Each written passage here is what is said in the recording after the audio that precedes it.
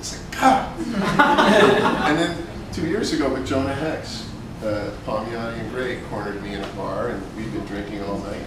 And it was like their 10th attempt to get me to do a Jonah Hex. And I said, okay, he's got to come to Canada.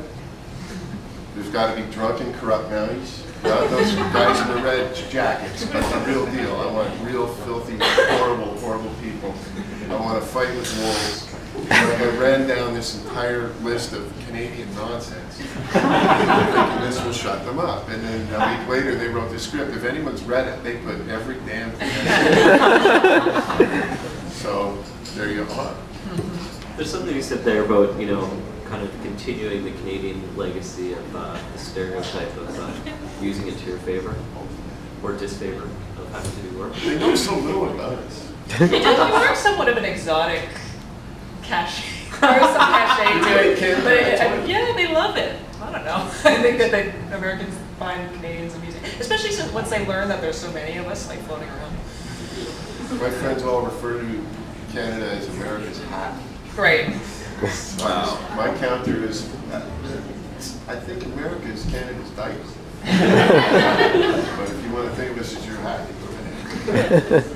Is there, in your communities of contemporaries, do you kind of feel surrounded by Canadians, or is it more international? I think there's a lot of us. Yeah. We seem to encounter each other all the time. Yeah, especially with the illustration. Like there's like a ton of Canadians. I think we're like comedians in that regard. Canadian comedians have always, really done well down there. Outnumbered. Capital. How does that work as a community within your own creation? I know it was great for me to move to Halifax and find out that two of my neighbors were Steve McNiven and Brian Lee O'Malley. It was like Joe Marvel, Joe DC, and Joe Eby. And we were all like in the sticks in the middle of nowhere, out on the outer edge of the country. And so, yeah, it's weird. It's like wherever you go, there's one. But you expect to find Canadians in Canada.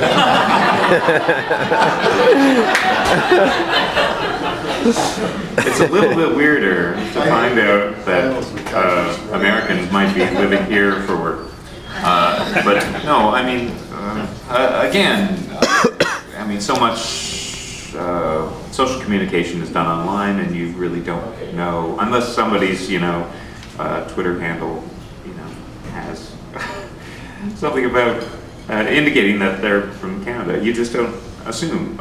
So if it turns out that somebody is not American, which is sort of the baseline assumption, then of course they've got to come from somewhere, and if they're not speaking with a European accent, then the choices are limited. But with illustration, it's so they don't even know. They don't actually really care. We're having a whole panel about it, but I don't think that American publishers really care where you're emailing from, because it is all over email, and it's all over the internet and the phone, and it's like they just phone the number or send the email, and they don't really know where you're coming from. And that's the beauty of the new model, in a way, is that you can work in Wolfville, Nova Scotia, or wherever, and it's fine. It's more of a time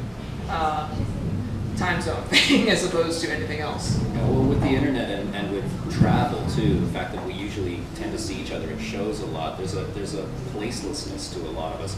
I tend to encounter surprise with editors when they ask me where to send something to, and I say I live in Toronto. Right. It's a surprise to them that I'm not from some nameless place in America. Right.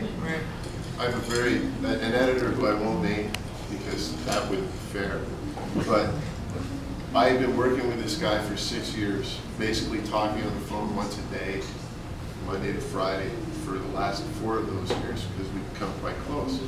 And he's located in New York. And at one point in the conversation one day, he said, well, what time is it up there right now? And I said, are you kidding me, man? And he goes, what do you mean? What time is it there? And I go, okay. That's when I like to start the game. It's like, so where do you think Toronto is? He goes, what do you mean? Well, it's up there. And I go, yeah, but where up here? And he goes, well, it's in, what, Vancouver, right? I'm telling you, this is a man who makes over $200,000 a year. He's university educated. And I said, do you know where Niagara Falls is? He goes, oh yeah. I go, Toronto's 45 minutes north of Niagara Falls. Bullshit. He wouldn't believe me. We had to Google a map. And he was just, wow, so we're in the same time zone. 6 years in. To talk about disconnect, I will have worked with people for years, and then find out I thought they were a man and they were actually a woman. Like you're that disconnected. That happens in the that other regard. weekends a lot. I've had that on the show. Yeah, I mean, so it just goes to show how much of my business is not face-to-face, over email, over other methods of communication. I'm curious because, Darwin, you got started before internet, and same with you, Stuart. How did you get connected into the industry pre-internet? Did you have to travel down to New York? Yeah, I went to New York. Yeah, you fly to New York. I went when I was 20, which was almost 30 years ago. And they had the new talent showcase thing they would do. Yes. So I worked up a sample and I flew down. And it was a wonderful meeting. They bought my sample on the spot. Julie Schwartz wrote me a voucher. And this had been my live stream, and at 20, I was in. And I can remember running out of the office with that voucher. And I went to a phone to phone my mom and just say, hey, you know, and I thought, that's it, I'm in. And then it slowly dawns on you. Back then, there weren't even answering machines. There was no FedEx, there was no email, there was no nothing. Like if a phone rang and you weren't home, it just rang. And it was impossible to actually acquire work and to make a living out of it. And I had to leave it behind for 16 years, I guess, before it presented itself to me. So it was a very long time. Is that when you went into animation? And how was that getting into animation? Was that a lot easier? Well, it was a Toronto studios? I don't or- want to take up too much time. I became an art director. I did art director of a music magazine, then Flair, and then Chatelet. And then from there I started my own company, which I sort of built into an animation company. And that lured Bruce Timm, and he had seen some of my work. And so that made that easy. 16 years later, it was really easy. 16 years and 30 seconds. Stuart? I probably had less drive and success than Darwin at the beginning.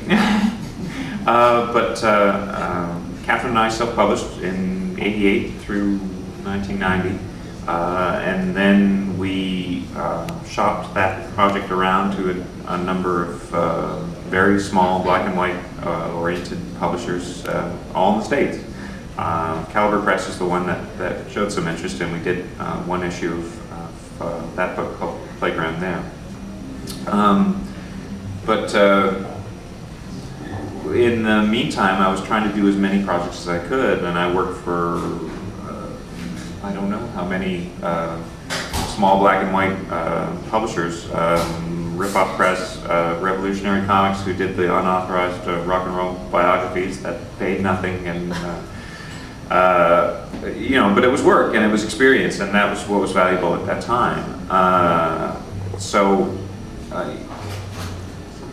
It's my phone. Phone still ring. ring and ring. Nobody answers them. My phone. I'm sorry. Then it's okay. Fine. So I worked for these black and white publishers for 3 or 4 years, and all the time I was trying to work up a portfolio for Marvel and DC because I knew that I couldn't survive on $25 a page for pencils and inks for these other companies. So, you know, it wasn't for some, you know, great desire to draw Spider-Man or Batman. It was just because I thought that was the next logical step in trying to make a long-term career for myself. You know, so I would pitch by mail. So I'd work up, you know, a sample of 5 pages or something, and I'd send it to all the editors I could think of at Marvel and DC. Most of them did not respond at all. I got a couple of rejection form letters, and one or two people